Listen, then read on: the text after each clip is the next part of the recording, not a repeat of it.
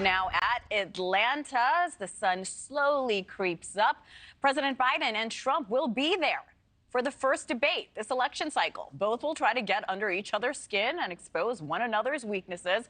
Timing is pivotal here. Polling from Decision Desk HQ shows President Trump has a 1.2 percentage lead over President Biden. This is close, folks. What they say, a nail biter. NewsNation's Tom Dempsey live at the White House this morning. Good morning, Tom.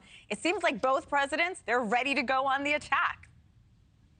Yeah, that's right. Good morning, Hannah. Look, today marks the last full day for both candidates to prepare for this debate. And after they take the stage in Atlanta on Thursday, you can expect President Biden likely to hit back on Mr. Trump on things like his ongoing legal battles, perhaps his picks for the Supreme Court when he served as president. Well, the former president will likely hit back on President Biden on things like his handling of the border crisis and inflation, as well as his age.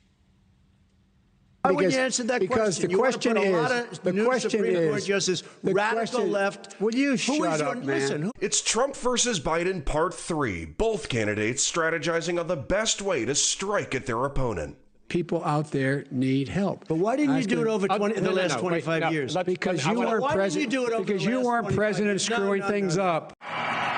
Look for Trump's corner to go after where President Biden is vulnerable, his age. It's been reported that right now Crooked Joe's gone to a log cabin to study, prepare. No, he didn't. He's sleeping now.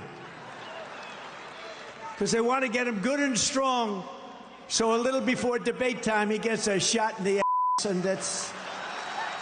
The economy. If he ever got to run this country and they ran it the way he would want to run it, our suburbs would be gone. Like he wouldn't know a suburb unless he took a wrong turn. And immigration.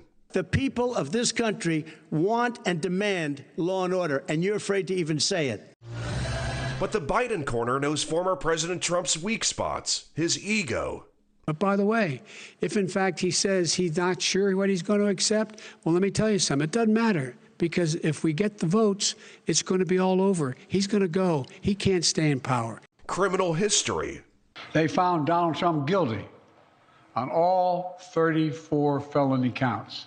And intelligence. And by the way, maybe you could inject some bleach in your arm, and that would take care of it. A lot of people died, and a lot more are going to die unless he gets a lot smarter, a lot quicker. So, Mr. President? Did you use the word smart? Mr. Trump not known for pulling punches. He was not a loser.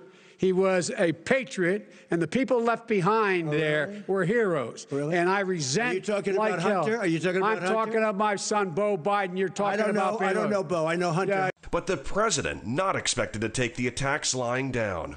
The fact is that everything he's saying so far is simply a lie. I'm not here to call out his lies. Everybody knows he's a liar.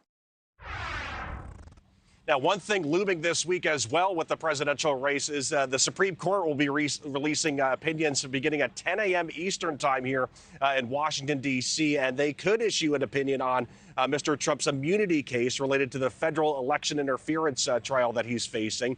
Depending on how that decision goes, it could lead to the case potentially being dismissed, or it could kickstart the trial. Hannah? Thanks for watching, everybody. Go to joinnn.com to find NewsNation on your television provider.